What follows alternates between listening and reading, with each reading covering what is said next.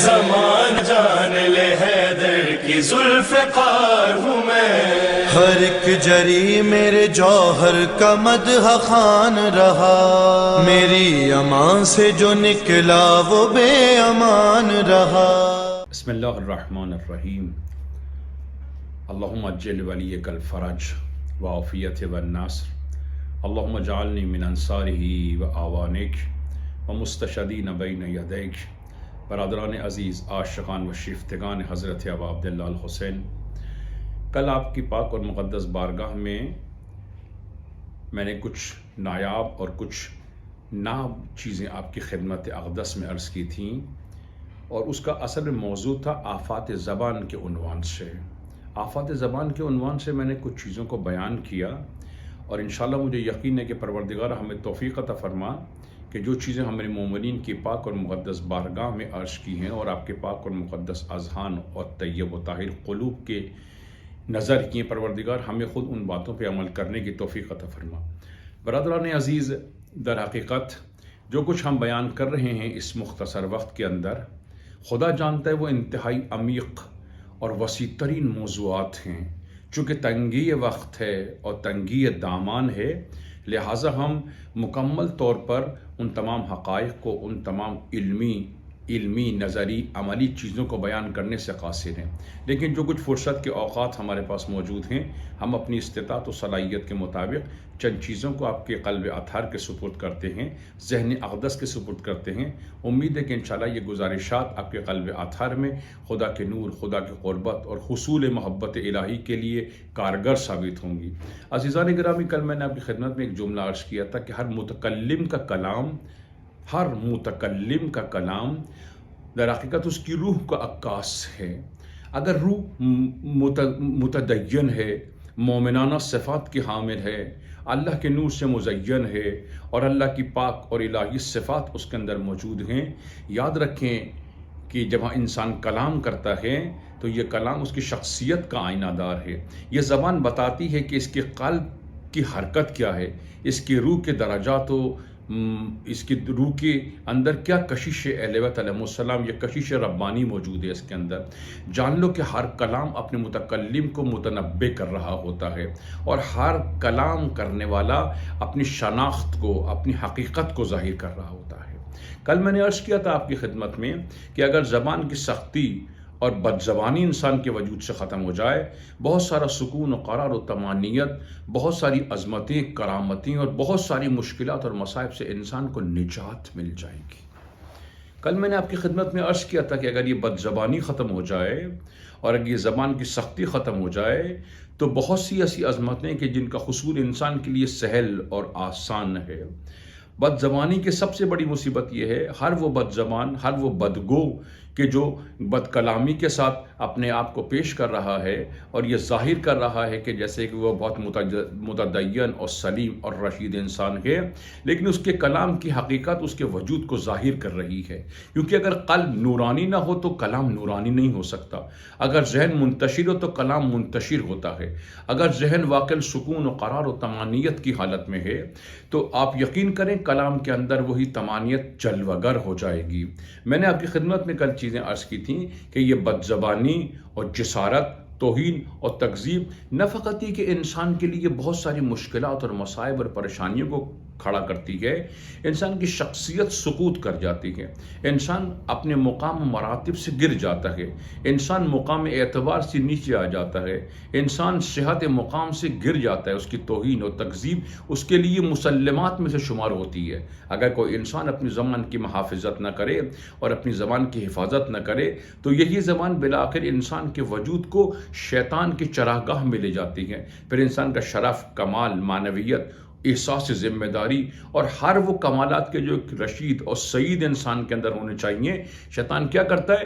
انسان کو ان کمالات سے سلب کر لیتا ہے اور انسان کے اندر کثافت و غلاظت اور نجس ترین چیزوں کو بھر دیتا ہے، جس کی وجہ سے بہت ساری مشکلات و پریشانیاں کھڑی ہو جاتی ہیں۔ آپ دیکھیں، اگر انسان اس زبان کی حرمت کو پامال نہ کرے اور اس زبان کی عزت و شرف اور اس زبان کی کلمات، اس زبان کی عظمت سے استفادہ کرے، خود انسان محسوس کرے گا کہ اس کے دوستوں میں اضافہ ہوتا ہے، اس کی محبت کرنے والوں میں اضافہ ہوتا ہے، اس کے اطراف و جوانب کے اندر محبت و مودت، احساس و ذمہ داری رکھنے والی شخصیات اور پاک و طیب و طاہر ایک روح ملکوتی انسان کے وجود کے اندر پیدا ہوتی ہے۔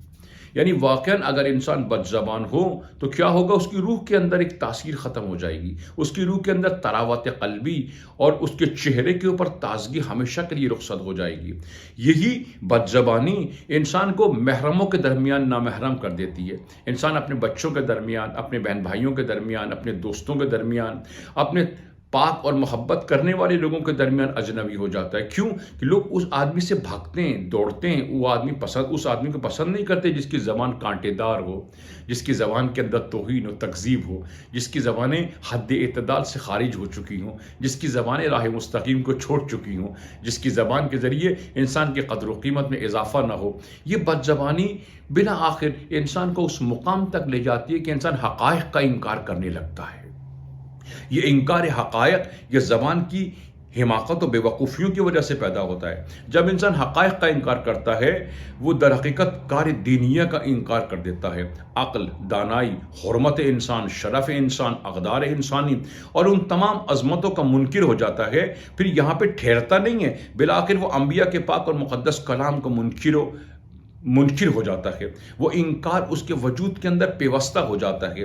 وہ فقط انبیاء کا انکار نہیں کرتا، اولیاء کا انکار نہیں کرتا، وہ تمام اقدار کا، تمام فضائل کا، تمام کرامتوں کی انکار کی منزل، شیطان اس کو انکار کی منزل پہ کھینچ کے لے جاتا ہے۔ آج آپ دیکھیں بہت ساری امتیں، بہت ساری چیزیں ہیں کہ جو اس زبان کی بدبختی کی وجہ سے، اس زبان کی محافظت نہ کرنے کی وجہ سے، اس زبان کی یہ قبیح ترین عمل ہے انسان کے لیے کہ انسان کی گفتگو ناشائستہ ہو، نہ ہموار ہو۔ یہ ناشائستگی، نہ ہمواری چیزیں خود انسان کے لیے بہت ساری نفسیاتی مسائل کو جنم دیتی ہیں، بہت ساری مشکلات اور مصائب اور پریشانیوں کو انسان کے لیے آمادہ کرتی ہیں۔ ایک ایسا انسان کہ جس کے اندر حرمت زبان نہ ہو، جس کے اندر احساس حریت و آزادی نہ ہو، جو شخص اپنی زبان کے محافظت و حفاظت کی ذمہ داری اپنے نجیب کاندھوں پر اٹھانے سے گھبراتا ہو، ایک ایسا آدمی بالآخر لوگوں کے لیے لوگوں سے متنفر ہو جاتے ہیں، اس کے دوستوں کی تعداد بڑھتی نہیں ہے، بدگمانی پیدا ہوتی ہے، لوگ اس سے دور ہو جاتے ہیں، اس کو اپنی محفل میں جگہ نہیں دیتے۔ نہ فقط لوگ اس کو اپنی محفل میں جگہ دیتے ہیں بلکہ وہ اولیاء خدا کی محفل سے ٹھکرا دیا جاتا ہے، اولیاء خدا کی محفل سے نکال دیا جاتا ہے۔ شیطان میں یہ صفت تھی جس کی وجہ سے شیطان حریم مقدس الہی سے نکال دیا گیا۔ شیطان نے کیا کہا؟ انا خیر منہم، یہ جسارت کی اس نے، اس کی زبان کو معلوم نہیں کس کے سامنے یہ بات کر رہا ہے، اس نے ولی خدا کے مقابلے میں کہا کہ انا خیر منہم، میں آدم سے بہتر ہوں، میرے اندر کمالات موجود ہیں، میرے اندر علم موجود ہے، میں خدا کا عاشق ہوں، میں یوم یبعوث کے اوپر ایمان رکھتا ہوں، میرے رکوع و سجود و قنوت و قیام۔ کیسی بیماریاں اس بد زبانی سے پیدا ہوتی ہیں۔ غرور، تکبر، خودخواہی، خودنمائی، ہر وہ نجاست کے جو انسان کی ہلاکت کے لیے موجود ہیں بد زبانی کی وجہ سے پیدا ہوتی ہے۔ ایک دوسرا مسئلہ میں آپ کے سامنے عرض کروں، جب ہم بد زبانی کی بات کرتے ہیں، بد کلامی کی بات کرتے ہیں، قبیح عمل کی بات کرتے ہیں، نہ شائستہ نہ ہموار گفتگو کی بات کرتے ہیں، ہم فوراً کیا کرتے ہیں کہ تنقید کا ایک ٹوکرا جوانوں کے سر کے اوپر لاد دیتے ہیں۔ ہماری زبان ہمارے جوانوں کو پسند نہیں آتی۔ ہمارے جوان آج اگر بد اخلاقی کا شکار ہیں، اگر آج ہم ان کی زبانوں کے اندر شرف و کمال و محبت و مودت و مہر و مہربانی نہیں ہے، اس کی ذمہ داری فقط جوانوں کے اوپر نہیں ہے۔ عزیزان گرامی، وہ جوان جس گھر میں موجود ہے، ایک جوان جس گھر میں پرورش پا رہا ہے، جس گھر میں وہ رہ رہا ہے، جن ماں باپ کے سائے میں وہ جوان رہ رہا ہے، وہ اپنے ماں باپ کو کسب کرتا ہے۔ وہ جان لو اس بات کو کہ بچے سنتے کم ہیں، دیکھتے زیادہ ہیں، اور جو کچھ بچے دیکھتے ہیں وہ ان کے قلب کے اوپر نقش ہو جاتا ہے۔ اگر آج ایک جوان بد اخلاق ہے، اگر ایک جوان واقعاً اس کے اندر ارادہ قوی موجود نہیں ہے، اس کے اندر حقائق کو کشف کرنے کی صلاحیت موجود نہیں ہے، اس کے اندر انکار حقائق موجود ہے، اس کے وجود کے اندر لطافت اور رحمانیت موجود نہیں ہے، اس کا سارا سہرا فقط جوان کے سر نہیں ہے۔ بات یہ کہ اس نے کس گھر میں پرورش پائی ہے، اس کے ماں باپ کا لب و لہجہ کیا تھا، ان کے ماں باپ خدا جانتا ہے۔ یہ ماں باپ اگر غیر ہموار زندگی گزاریں، غیر شائستہ زندگی گزاریں، آپس میں لڑے جھگڑے بحث و مباحثہ کریں، ایک دوسرے کے لیے مشکلات و مصائب پیدا کریں، ایک ایسے ماحول میں، ایک ایسے آتشین ماحول میں رہنے والے بچے کو آپ تصور مت کریں کہ اس کا اخلاق کریمانہ ہوگا۔ وہ بچے جو ایسے ماحول میں رہتے ہیں کہ ان کے ماں باپ ہر وقت جھگڑتے ہیں، ایک دوسرے کی توہین کرتے ہیں، ایک دوسرے کی تکذیب کرتے ہیں، ایک دوسرے کے لیے مشکلات و مصائب کھڑے کرتے ہیں، اپنے وجود کو آگے بڑھانے کے لیے قصیدہ خوانی کرتے ہیں، شوہر اپنے اپنے قصیدہ بیان کرتا ہے، بیوی اپنے اپنے قصیدہ بیان کرتی ہے۔ سب سے زیادہ اس بے ادبی، توہین اور تکذیب اور جسارت کا سب سے زیادہ نقصان خود ہمارے اپنے بچوں کو ہو رہا ہوتا ہے۔ ایک ایسا بچہ جب اس گھر میں آتا ہے تو دیکھتا ہے کہ اس کے ماں باپ کے اندر سلیقہ نہیں ہے، شائستگی نہیں ہے، محبت، مودت، ادب، احترام، عفو، درگزر، یہ چیزیں اس کے پاس موجود نہیں ہیں۔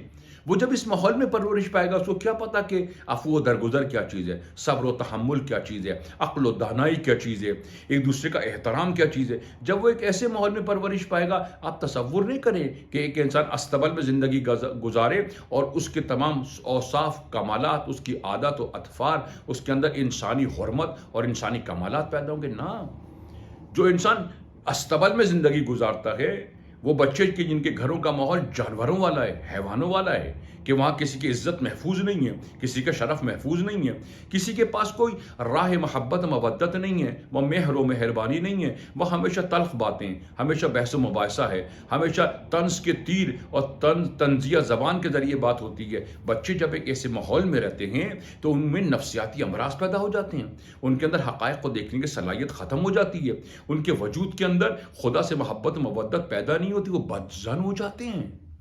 اگر آج ہماری نوجوان نسل اس راہ حق و حقیقت پر نہیں ہے، اگر آج ان کے اخلاق کی تربیت نہیں ہوئی، اگر آج ان کی زبان میں شائستگی اور ان کی زبان کے اندر پختگی نہیں ہے، ذمہ دار کون ہے؟ ذمہ دار وہ تمام لوگ ہیں کہ جن کے گھروں میں یہ بچے پلے، چاہے میرا گھر ہو یا آپ کا گھر ہو۔ بچوں کی تربیت سے پہلے ماں باپ کی تربیت ضروری ہے۔ مثلا آپ ایک پھل کھائیں، ایک پھل آپ کو دیا جائے، آپ ایک پھل کو نوش فرمائیں اور وہ کہیں کہ نہیں، یہ پھل بہت تلخ ہے، یہ پھل بہت تلخ ہے، یہ ثمر بہت تلخ ہے۔ یہ ثمر خود بخود تلخ نہیں ہوتا، یہ ثمر جس شجر کا ثمر ہے، یہ ثمر جس شجر سے آیا ہے، اس شجر کے اندر یہ صلاحیت نہیں ہے۔ مثلا ایک شجر اگر آب رحمت سے سیراب نہ ہو، دریائے ولایت سے سیراب نہ ہو، اگر کسی انسان کا وجود شجر کی مانند ہے، اگر یہ شجر ایک پاک اور طیب و طاہر و طہور پانی سے سیراب نہیں ہو رہا اور یہ درخت کھوکھلا ہو جائے گا، اس درخت کا ثمر تلخ ہو جائے گا، پھیکا پڑ جائے گا۔ کیوں؟ درخت کے اندر صلاحیت و استطاعت موجود نہیں ہے۔ وہ افراد کہ جو کسی غیر کے ساتھ چشمے سے سیراب ہوتے ہیں، الہی و آسمانی پاک اور مقدس آب طہور سے سیراب نہیں ہوتے، تو کیا ہوتا ہے؟ پھل کیوں کڑوا ہوتا ہے؟ کہ درخت کو کیڑا لگ جاتا ہے، درخت میں عیوب پیدا ہو جاتے ہیں، درخت کے اندر امراض پیدا ہو جاتے ہیں۔ جب درخت کے اندر امراض پیدا ہو جاتے ہیں تو کیا ہوتا ہے؟ اس کا ثمر پھیکا ہو جاتا ہے، اس کا ثمر تلخ ہو جاتا ہے۔ آج صورتحال ہماری یہی ہے۔ آج ہمارے گھروں میں کیا ہے؟ آج ماں باپ کی روش کیا ہے؟ کیوں وہ صبر و تحمل و بردباری موجود نہیں ہے؟ کیوں ہم حیا نہیں کرتے خدا اور پیغمبر کے ساتھ؟ ہم ایک آتشین ماحول میں اپنے بچوں کو پالتے ہیں اور پھر اس بات کے امیدوار ہیں کہ ایک بچہ استبل میں پلے اور اس میں انسانی صلاحیتیں پیدا ہو جائیں۔ ایک بچہ ایک ایسی ماں کی آغوش میں پلے جو تلخ مزاج ہو، جو طنز و مزہ سے کام لیتی ہو، جس کے اندر وفاداری، شیار، محبت، مودت، رحمانیت موجود نہ ہو۔ ایک ایسی آغوش میں پلنے والے بچے سے آپ توقع کریں کہ وہ ہمراہی صاحب الزمان کرے، وہ انصار ابا عبداللہ میں شامل ہو، انصار صاحب الزمان میں شامل ہو؟ نہ، اس نے بچپن سے یہی تلخی دیکھی ہے، اس نے بچپن سے یہی توہین و تکذیب دیکھی ہے، اس نے بچپن سے یہی آتشین ماحول میں اس نے زندگی گزاری ہے، جہاں سکون نہیں ہے، قرار نہیں ہے، طمانینت نہیں ہے، محبت نہیں ہے، مہر و محبت نہیں ہے، جہاں ایثار و قربانی نہیں ہے، جہاں جان نثاری اور فداکاری موجود نہیں ہے۔ ایک ایسے ماحول میں پلنے والا بچہ کہ جو ان الہی اقدار کو جانتا نہ ہو، آپ اس بچے سے توقع کریں کہ وہ کمالات کو حاصل کرے گا، وہ معاشرے کو سدھار دے گا، وہ معاشرے میں جو بگاڑ موجود ہے اس کا حصہ نہیں بنے گا، بلکہ معاشرے میں جا کے لوگ کی ہدایت کرے گا؟ ممکن نہیں ہے، ممکن نہیں ہے، محال ہے یہ بات۔ تو بچوں کی تربیت سے پہلے، بچوں پہ تنقید کرنے سے پہلے، بچوں کی طرف انگلی اٹھانے سے پہلے، بچوں کے پاک اور مقدس قلب کی توہین و تکذیب کرنے سے پہلے ضروری ہے کہ میں اپنی اصلاح کروں اور دیکھوں کیا میرے اندر یہ طاقت موجود ہے۔ آج ہماری روش کیا ہے اپنے گھر والوں کے ساتھ؟ بیوی بچوں کے ساتھ ہماری روش کیا ہے؟ آیا یہ عاقلانہ روش ہے؟ آیا یہ انسانی روش ہے؟ یہ آیا واقعاً یہ حیوانی اور ابلیسی روش ہے جو ہمارے ساتھ ہو رہی ہے؟ ایک بچہ کہ جو آتش فشاں ماحول میں پلے، کہ جہاں پر صبح سے لے کے شام تک سوائے ذلت اور رسوائی اور طنز اور طعنے دیے جائیں، جہاں پر مہر و محبت باقی نہ ہو، جہاں پر عزت و شرف باقی نہ ہو، جہاں پر احترام رشتوں کو نہ دیکھا جائے، جہاں پر احترام انسانیت پائمال ہو جائے، جہاں پر محبت و مودت کا درخت اور شجر پرثمر سوکھ جائے، اس ماحول میں پلنے والے بچوں سے آپ یہ توقع نہ کریں کہ وہ معاشرے میں جا کر ایک پاکیزہ فطرت والے، ایک پاکیزہ اخلاق والے، ایک فضائل رحمانی و ربانی رکھنے والے انسان کی شکل میں ظاہر ہوں گے۔ نہ، ایسا نہیں ہے، ہرگز ایسا نہیں ہے، محال ہے یہ بات۔ لہٰذا آج جو ہم تنقید کی ایک زبان کو دراز کرتے ہیں اور اپنے جوانوں پر تنقید کرتے ہیں، نہ، جوانوں پہ تنقید کرنے سے پہلے انسان کو چاہیے کہ اپنے آپ پر تنقید کرے، خود کہے کہ میں نے کیا کیا ہے اپنے بچوں کے ساتھ، خود سوچے کہ میں نے اپنے گھروں کے اندر جو ایک آتش فشاں ماحول پیدا کیا ہے، جہاں نہ سکون ہے، نہ قرار ہے، نہ طمانینت ہے، نہ محبت ہے، نہ مودت ہے، نہ آغوش مادر ہے، اور نہ پدری محبت ہی باقی ہے، نہ جوار پدر ہے اور نہ آغوش مادر ہے، وہ بچہ کہاں جائے گا؟ وہ بچہ نفسیاتی امراض کا شکار ہو جائے گا، اس بچے کی صلاحیتیں زنگ زدہ ہو جائیں گی، وہ بچہ لوگوں سے چھپتا پھرے گا، اس بچے کے اندر ایک تمام عالم کو فاتح کرنے کی صلاحیت ختم ہو جائے گی۔ ہم جب اپنے بچوں کو کہتے ہیں کہ تم بے وقوف ہو، احمق، وہ صلاحیتیں نہیں ہیں، جب ہم اپنے بچوں کو بار بار یہ احمقانہ تانے دیتے رہیں گے، اس بچے کے اندر ایک شجر محبت پیدا نہیں ہو سکتا، ایک شجر کمال پیدا نہیں ہو سکتا۔ پھر کیا ہوتا ہے کہ ہم تمام تر بد اخلاقیوں کے باوجود جب بچے قوی ہو جاتے ہیں، توانا ہو جاتے ہیں، پھر ہم لوگوں سے شکایت کرتے ہیں کہ ہمارا بچہ سست و کاہل ہے، ہمارا بچہ بد اخلاق ہے۔ یہ کیا روش ہے؟ یہ کیا طریقہ کار ہے؟ یہ کون سا قانون ہے کہ آپ جو بوئیں گے وہ کاٹیں گے؟ عزیزان گرامی، اگر آپ خرما بوئیں گے تو خرما کاٹیں گے، اگر آپ سیب بوئیں گے سیب کاٹیں گے، اگر آپ بد اخلاقی کے آپ درختوں کی بیج ڈالیں گے تو ایک شجر کانٹے دار پیدا ہو جائے گا، اس شجر میں نہ سایہ ہوگا نہ ثمر ہوگا، وہ لوگوں کے لیے مفید، فائدہ مند اور نفع بخش نہیں ہوگا۔ کیوں؟ آپ نے ایک ایسے شجر ملونہ کو بویا ہے، آپ نے ایک شجر طیبہ کو نہیں بویا، آپ نے اس کی محافظت نہیں کی۔ آج یہ صورتحال ہمارے گھروں کی ہے، آج یہ صورتحال اطراف و جوانب کے اندر ہے کہ ہم اپنی زبان کو دراز کرتے ہیں، بچوں کے اوپر اعتراض کرتے ہیں، بچوں کی توہین کرتے ہیں، تکذیب کرتے ہیں۔ شروع سے ہم نے ان کو ذلیل کیا، رسوا کیا، ہم نے کہا تم بے وقوف ہو، تم احمق ہو، تم میں صلاحیت نہیں ہے، استطاعت نہیں ہے۔ یہ بچہ خاموش تھا، اب بچے میں قوت پیدا ہو گئی۔ آپ نے اس بچے کو دیا کیا ہے؟ اس نے کبھی اپنے باپ کو شریف و نجیب نہیں پایا، اپنے باپ کو صبر و تحمل، بردباری اختیار کرنے والا نہیں پایا، اس نے کبھی بھی اپنے باپ کے اندر شرف و کمالات اور کبھی بھی عزت دار الہی و آسمانی صفات و اوصاف کو نہیں پایا۔ اس نے ہمیشہ اپنی ماں کو بد زبان پایا ہے، اس نے ہمیشہ اپنی ماں کو توہین آور جملے کہتے ہوئے پایا ہے، اس نے ہمیشہ اپنے ماں باپ کے درمیان اختلاف، انتشار، لڑائی جھگڑے، بحث و مباحثہ، اس قسم کی شیطانی حرکات و سنکات اور ایک استبل نما گھر میں اس نے تربیت پائی ہے۔ تو بچوں پر اعتراضات کی ٹوکری رکھنے سے پہلے مجھے چاہیے کہ میں سوچوں کہ میں نے کیا ہے۔ آیا کیا ماں کے اندر رحمانیت موجود نہیں ہے؟ کیا باپ کے اندر شفقت و محبت و مودت موجود نہیں ہے؟ کیا یہ الہی نعمتیں ہم نے خود حاصل کی اور ان الہی نعمتوں کو ہم نے بچوں تک منتقل کیا؟ یہ سوچنے والی بات ہے، یہ غور و فکر کرنے والی بات ہے۔ نہ یوں نہ ہو کہ ہم تمام الزامات جوانوں کے سر پہ تھوپ دیں اور کہیں کہ نہیں الحمدللہ ہم نے تو کچھ بھی نہیں کیا، ہماری زندگی پاکیزہ تھی، ہماری زندگی طیب و طاہر تھی، یہ جوان سست اور کاہل ہے، احمق اور بے وقوف ہے، ان کے اندر اسلامی الہی انسانی اقدار موجود نہیں ہے۔ نہ یوں نہ ہو یہ گفتگو عاقلانہ نہیں ہے، مدبرانہ نہیں ہے، خیرت مندانہ نہیں ہے یہ گفتگو کہ ہم اپنی تمام نجاستوں کا بوجھ اپنے بچوں کے اوپر رکھیں، تمام کثافتوں کا بوجھ اپنے بچوں کے اوپر رکھیں اور ہر قسم کی نجاست کا ذمہ دار اپنے بچوں کو قرار دیں، نئی نسل کو قرار دیں۔ آج آپ دیکھیں کیا ہو رہا ہے، غور کرو عزیزان گرامی کیا ہو رہا ہے۔ مثلا ہم صدیوں سے حدیث قصہ پڑھ رہے ہیں، عزیز من، صدیوں سے حدیث قصہ پڑھ رہے ہیں، اس عظیم حدیث قصہ کے جس کا مقصد و منبع یہ تھا کہ ایک گھر کی تربیت ہو سکے، ایک گھر کی بنیادیں الہی، آسمانی و توحیدی ہوں، ایک گھر کے اندر شرافت و کرامت، نیابت اور سعادت کی ایک بو رحمانی پیدا ہو جائے، ایک رحمانی فضا پیدا ہو سکے. آپ دیکھیں حدیث قصہ کے اندر کیا چیزیں موجود ہیں. حدیث قصہ کے اندر بھائی کو بھائی سے خوشبو آتی ہے. کیوں مجھے میرے بھائی سے خوشبو محسوس نہیں ہوتی؟ ماں کا طریقہ کار کیا ہے بچوں سے؟ کیا کہتی ہیں حضرت زہرا سلام اللہ علیہا؟ فرماتی ہیں اے میرے میوہ یہ دل، اے میرے پاک طیب و طاہر فرزند، تجھ پہ درود و سلام ہو. اے حسن، اے حسین، تیری ماں تجھ پر قربان ہو. ابی و امی، اے حسین جان تجھ پر میری دل و جان قربان ہو. ایک گھر کی جس میں ماں میں شفقت متلجی ہو، رحمانیت متلجی ہو، اسی رحمانیت اور آغوش میں پلنے والے بچے ہادیان برحق ہیں، رہبران برحق ہیں. کیوں؟ بچپن سے انہوں نے اپنی ماں کو شفیق اور مہربان پایا ہے.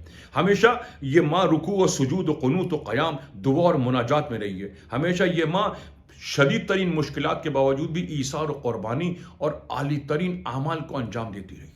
ایک ایسی آغوش میں پلنے والا بچہ ہرگز بد اخلاق نہیں ہو سکتا ہے. حدیث قصہ سے ہم نے کیا لیا؟ حدیث قصہ عجیب رمز و راز والی حدیث ہے. یہ کہا گیا ہے کہ اس کو گھر میں پڑھا جائے، مومنین کے درمیان پڑھا جائے، خانہ اقدس تشیع میں پڑھی جائے، خانہ مسلم میں پڑھی جائے، تاکہ اس سے گھر کی حرمت برقرار ہو. اس میں موجود جو اسرار و رموز ہیں، جو نورانیت ہے، جو رحمانیت ہے، وہ منتقل ہو لوگوں کے گھروں کے اندر، سینوں کے اندر منتقل ہو، اذہان کے اندر منتقل ہو، تاکہ ہمارا گھر جو سفیانی بن چکا ہے علوی گھر بن جائے. ہمارا گھر جو ابلیسی گھر بن چکا ہے یہ خانہ فاطمہ کی طرح رنگین اور خدا کے نور اور خدا کی عظمت اور پیغمبر اور اہل بیت علیہ السلام کی محبت سے متلجی ہو جائے. حدیث قصہ پڑھا فقط پڑھا، ہدایت نہیں لی. حدیث قصہ کو سمجھنے کی کوشش نہیں کی. کاش حدیث قصہ کے رمز و راز سے واقف ہوتے، کاش اس کی عظمت کو سمجھتے تو ہم جانتے کہ ماں باپ کے فرائض کیا ہیں، ایک عورت کے الہی ذمہ داری کیا ہے، ایک مرد جو باعنوان باپ ہے اس کی الہی و آسمانی ذمہ داری کیا ہے. ہم یہ درک کر پاتے، ہم اس کے رمز و راز کو دیکھ پاتے، اس میں موجود احترام، اس میں موجود کمالات اور فضائل کو کسب کرنے کی صلاحیت اور استطاعت ہمارے اندر موجود ہوتی. ہم نے حدیث قصہ کو پڑھا، فقط یہاں سے پڑھا ہے، یہاں سے سمجھنے کی کوشش نہیں کی. اس میں جو موجود ہدایتیں ہیں ان کو لینے کی کوشش نہیں کی. اس میں جو اخلاقیات اور فضائل کی ایک باران رحمت ہے، اس باران کا ایک قطرہ ہمارے اندر موجود نہیں ہے. آج ہمارے گھر میں فساد ہے، آج ہمارے گھر میں اختلافات ہیں، آج ہمارے گھر میں دشمنی ہے، عداوتیں، کدورتیں. کیوں؟ کہ ہم نے اپنی زبان کی محافظت نہیں کی، اپنا رخ اہل بیت کی طرف نہیں کیا، ہم نے اپنے آپ کو کعبہ معنوی کی طرف متوجہ کرنے کی کوشش نہیں کی. ہم نے حدیث قصہ پڑھی مگر حدیث قصہ کی رمز و راز کو سمجھنے سے قاصر رہے. ایک تربیت خانوادہ اور ایک الہی و آسمانی بہشتی خاندان کی بنیاد رکھنے سے قاصر رہے، جس کا نتیجہ آج میں اور آپ بھگت رہے. کہ عجیب ہے، کہ عجیب ہے یہ حدیث قصہ. یہ آئیے صدیوں سے پڑھ رہے ہیں مگر بھائیوں کے درمیان محبت قائم نہیں ہو سکی. ماں باپ کے درمیان ایک عزت و احترام اور ایک توجہ خاص موجود نہیں ہو سکی. اختلاف، انتشار، دشمنیاں، عداوتیں، توہین، تکذیب اور بیجا بحث و مباحثے نے ہمارے گھر کی بنیادوں کو لرزہ اندام کر دیا ہے. آج ہمارے گھر آتش فشاں کے اوپر رکھے گئے. ہمارا گھر شجر طیبہ نہیں ہے. آج ہمارا گھر کوہ رحمت نہیں ہے. آج ہمارا گھر در حقیقت ایک آتش فشاں کے اوپر رکھا گیا ہے. چھوٹی چھوٹی باتوں پر اختلافات، احمقانہ شک و شبہات، احمقانہ بکواسیات، احمقانہ جانوروں والا لب و لہجہ. ایک بچہ جب اس گھٹے ہوئے ماحول میں، اس دباؤ کے ماحول میں، اس شیطانی ابلیسی ماحول میں سانس لیتا ہے، آپ تصور مت کریں کہ اس بچے کے اندر کمالات پیدا ہو جائیں گے، یہ بچہ بااخلاق ہو جائے گا. نہ، اس بچے کے اندر کون کون سی بیماریاں پیدا ہوں گی، کون کون سے مصائب پیدا ہوں گے، کون کون سے انحراف پیدا ہو جائیں گے، کون کون سی نجاستیں، کثافتیں پیدا ہوں گی، اور یہ معاشرے کے لیے کیا مصیبت، کیا وبال بن جائے گا. ہمیں تصور نہیں ہے ان تمام چیزوں کا. ہم نہیں سمجھ سکتے. ایک بد اخلاق ماں، ایک بد اخلاق باپ، اس کے زیر تربیت ہونے والے بچے معاشرے کے لیے سود مند نہیں ہوتے، نفع بخش نہیں ہوتے. ان کے اندر واقعاً یہ استطاعت و صلاحیت، کیونکہ وہ امراض کا شکار ہو جاتے ہیں، وہ چھپتے رہتے ہیں، غمزدہ ہو جاتے ہیں، پریشان ہو جاتے ہیں. علم اور حکمت اور معنوی درجات کی طرف حرکت کرنے کی صلاحیت ان کے اندر نہیں ہوتی. وہ بہت سارے کمالات سے تہی دست ہو جاتے ہیں، تہی دامن ہو جاتے ہیں. کیوں؟ ان کے اندر ایک بزرگی پیدا نہیں ہوتی. انہوں نے کبھی بھی شرافت اور کرامت کو متلجی نہیں دیکھا. انہوں نے کبھی رحمت اور رؤوفیت کو متلجی نہیں دیکھا. ان کے قلوب کے اندر کبھی بھی تراوت قلب پیدا نہیں ہوتی. ان کے وجود کے اندر کبھی بھی ایک تازگی وجود پیدا نہیں ہوتی. ہم کیا کر رہے ہیں؟ ہم چاہتے ہیں فقط اپنے بچوں کو جانوروں کی طرح تر و تازہ کریں، موٹا کریں، فقط اپنے بچوں کی صحت کا خیال رکھیں. نہ، اسلام آیا ہے کہ بچے کی ظاہر کی بھی تربیت کرو، بچے کی باطن کی تربیت بھی کرو. باطنی تربیت اس طرح نہیں ہوتی جس طرح ہم چاہتے ہیں کہ ایک معلم کو بلائیں وہ ہمارے بچے کو قرآن سکھا دے، ایک اچھا استاد آئے وہ ہمارے بچوں کو انسان بنا دے. نہ، جب تک ماں باپ انسان نہیں بنیں گے، خدا کی قسم بچے انسان کامل نہیں بن سکتے. جب تک ماں باپ بشریت سے ہجرت کر کر صحن اقدس سے انسانیت میں وارد نہیں ہو جاتے، اس گھر کی بنیاد زلزلے کی زد کے اوپر رکھی گئی. جس گھر میں ماں باپ کی تربیت نہیں ہوئی، ماں باپ کے درمیان اخلاقی کمالات موجود نہیں ہیں، ماں باپ کے درمیان دشمنی، عداوت اور کدورتیں موجود ہیں، جہاں پہ طنز و مزاح ہے، جہاں پر توہین ہے، جہاں پر احمقانہ بحث و مباحثہ ہے، جہاں پر فقط خودخواہی، خود نمائی، خود پرستی اور انسان خود زندان ذات میں گرفتار ہے. انسان فقط اپنی ایگو کا شکار ہے. وہ چاہتا ہے کہ میں اس گھر کے اوپر حکمران کروں، فلانا چاہتا ہے کہ میں اس گھر کا حکمران بن جاؤں. جب تک یہ تصادم کی صورتحال رہے گی، یہ جھگڑے کی صورتحال رہے گی، یہ بیماری اور یہ امراض اس گھر کے اندر موجود رہیں گے، انسان سالم، انسان رشید، انسان نجیب اور انسان سعید اس گھر میں پیدا نہیں ہو سکتا ہے. بچوں پر الزامات مت دھرو، جوانوں پر الزامات مت دھرو، ان کی طرف انگلی مت اٹھاؤ، بلکہ خود کوشش کرو کہ ایک قدم مدبرانہ، ایک فکر عاشقانہ، ایک الہی و آسمانی فکر کو پیدا کرو. خدا سے استغفار کرو، اپنے اخلاق کو بہتر بناؤ، اپنی زبان کی سختی کو ختم کرو، اپنے قلب میں نورانیت پیدا کرو، خدا کے ساتھ رمز و راز کرو. لما صبر و غفرا، یہ ایک صفت الہی اگر باپ میں پیدا ہو جائے، ایک رہبر میں پیدا ہو جائے، ایک ہادی میں پیدا ہو جائے، ایک انسان میں پیدا ہو جائے، انسان کمالات تک پہنچ جائے گا. خدا کیا کر رہا ہے؟ لما صبر و غفرا. دو صفات اپنے اندر پیدا کرنے کی کوشش کرو. ایک عفو و درگزر کرنا سیکھو. ہم نہیں سیکھتے، ہم تو پکڑنے کے لیے بیٹھے ہوئے ہیں. ہم تو خوردبین لگا کر لوگوں کی کمزوریوں کو استفادے کے لیے بیٹھے ہوئے کہ لوگ کمزوری ان کی نظر آئے، ان کا ہمیں کوئی عیب نظر آئے اور ہم اس کو پکڑ کر ان کی عزت، آبرو، شرف اور مقام اور مراتب سے ان کو گرا دیں. ہم تو اس وجہ سے بیٹھے ہیں. قرآن کیا کرے؟ لما صبر، صبر کرو، نامناسب باتوں پہ صبر کرو، نامناسب رویے پہ صبر کرو، نامناسب گفتگو کے اوپر صبر کرو، نامناسب حالات کے اندر استقامت دکھاؤ، صبر و تحمل سے کام لو، اپنے آپ کو اعلیٰ بزرگ تر اولیاء اور انبیاء کے مقام کی طرف لے کر آؤ، جو تمام تر مشکلات کے باوجود بھی ان کی زبان کانٹے دار نہیں ہے، ان کی زبان حد عزت و شرف سے آگے نہیں بڑھتی، ان کی زبان سقوط نہیں کرتی، ان کی زبان زلزلے کی زد کے اوپر نہیں ہے. صبر ہے، تحمل ہے، بردباری ہے. لما صبر و غفرا. ہم سے عفو و درگزر نہیں ہوتا، ہم لوگوں کو عفو و درگزر کرنے کے قائل نہیں ہیں. ہم تو ایک خوردبین لگائے بیٹھے ہیں، جہاں جس کی کمزوری نظر آئے وہاں اس کی عزت، آبرو و شرف کو بھر سارے بازار اس کو بے آبرو کر دیا جائے. آج گھر میں یہی ہو رہا ہے. شوہر بیوی کی کمزوریاں اور بیوی شوہر کی کمزوریوں پہ نگاہ رکھے ہوئے. کوئی کسی سے عفو درگزر کرنے کے لیے آمادہ نہیں ہے. کوئی کسی سے محبت و مودت کے ساتھ اختلاف، انتشار، دشمنیاں، عداوتیں، کدورتیں، کج فہمی، یہ تمام تر نجاستیں ہم عفو درگزر کرنے کے لیے آمادہ نہیں ہیں. ہم چاہتے ہیں کہ اس گھر کی سلطہ و سلطنت میرے مزاج کے مطابق ہو. خدا جانتا ہے یہ طاغوت پنا ہے. گھر میں خدا نے باپ کو، ہماری پاک اور مقدس شریعت کے اندر خدا باپ کو باپ نہیں کہتا، باپ کو ولی کہتا ہے. ولی کا کام کیا ہے؟ ظلمات سے نکال دیتا ہے، نور میں لے آتا ہے. یہ جہل ظلمات ہے، خود پرستی، خود خواہی، خود نمائی ظلمات ہیں. جب تک ایک انسان خود ظلمات سے نہ نکلا ہو، وہ کسی کو کیا ظلمات سے نکالے گا، کیا کسی کو نور میں لے کر آئے گا. اگر آپ چاہتے ہیں، اگر آپ کی خواہش ہے، اگر آپ کے دل میں درد و رنج و الم ہے، اور اگر آپ اپنے بچوں کے مستقبل کے لیے فکر مند ہیں، کوشش کریں کہ آپ کی اصلاح ہو جائے. کوشش کریں کہ آپ کی زبان کانٹے دار نہ ہو. کوشش کریں کہ آپ کی زبان کے اندر حکمت، معنویت پیدا ہو جائے، نرمی اور تحمل پیدا ہو جائے. آپ عفو و درگزر کرنا سیکھ جائیں، آپ بخشش کرنا سیکھ جائیں، آپ چشم پوشی کرنا سیکھ جائیں، آپ تحمل کرنا سیکھ جائیں. اگر آپ میں یہ صفات پیدا ہوئیں اور خدا آپ کے اندر تغیرات و تبدیلی کو دیکھے گا تو خدا کیا کرے گا؟ یا ایھا الذین آمنوا اتقوا اللہ قولوا قولا سدیدا. قرآن نے ایک عجیب دستور دیا ہے. فرمایا کہ اے مومنین، ایک صاحبان تقوی، اے صاحبان عزت و شرف، کیا کرو؟ قولوا قولا سدیدا، ایک سالم بات کرو، ایک رشید بات کرو، دلیل و برہان و بینات سے بات کرو، نرم لب و لہجے سے بات کرو، محبت و مودت ہو اس بات کے اندر موجود ہو، اس کے اندر ہدایت موجود ہو، اس کے اندر خدا سے محبت و مودت موجود ہو۔